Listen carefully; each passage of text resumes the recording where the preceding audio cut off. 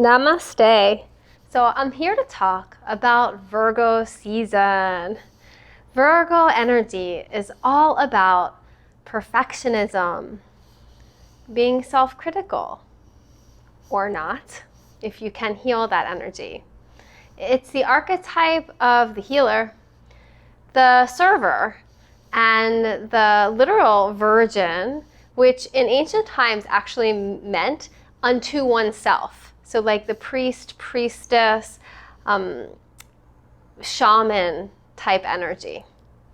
So as I already alluded to, Virgo energy has a pretty notorious reputation for being hypercritical. And that always stems from what's going on in the internal dialogue. And Virgo energy has a lot of internal dialogue going on. Wants to fix things, loves to look at systems with the intention of making them better. That's aligned Virgo energy. Sometimes the criticism can feel overwhelming, especially if you don't have a lot of Virgo energy. However, the world without Virgos would be a very sad and very unorganized or not refined place. Because Virgo energy helps us refine things, helps make things better. Virgo classes love to go to alignment-based yoga, which I teach. Lots of fabulous Virgos, because they like to be corrected in service of doing something even more in a fabulous and refined way. They like to think about often the right lotions that will be organic and be ideal for their hair and their skin type. So detail is associated with Virgo. And when the inner critic within themselves doesn't healthily get channeled, whether one needs to go to a therapist and just unload a lot of the thoughts, because Virgos have lots of thoughts and this inner critic that can be strong, or don't find ways to allow that to be dissipated and aligned, then the Virgo energy can become quite nervous because of it, and anxiety can happen. So helping the Virgo energy find healthy ways to use their incredible skill sets of improving things, offering advice, and then, as I mentioned, healing even. Virgos tend to have incredibly compassionate hearts, and in the way of being a healer, they really want to serve. They really want to support people. They are so consistent. They care so much.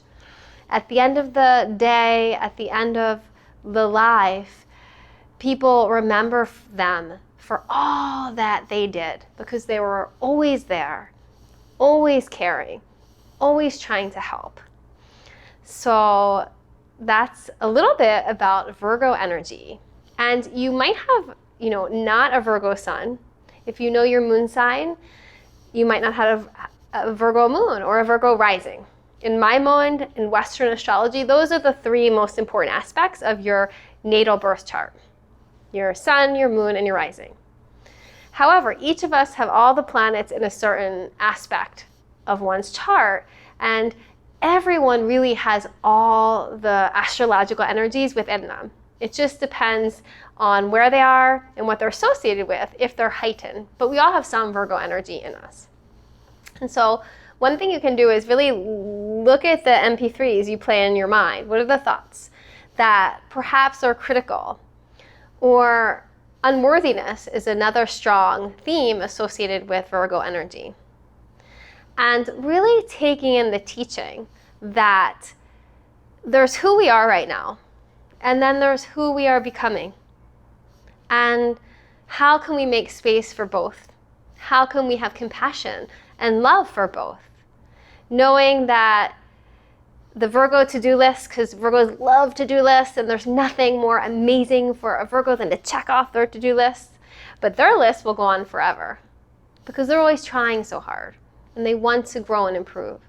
And so it becomes, how can we hold space with the Virgo energy for what is and also what's becoming, and compassion, and that they're both valid, equal, and important.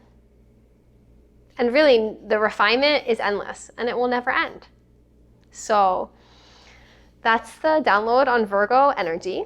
As I mentioned, the Virgin archetype, that sense of being unto oneself, not needing someone else to make one worthy, to source one's wholeness from oneself, and also one's healing from deep within.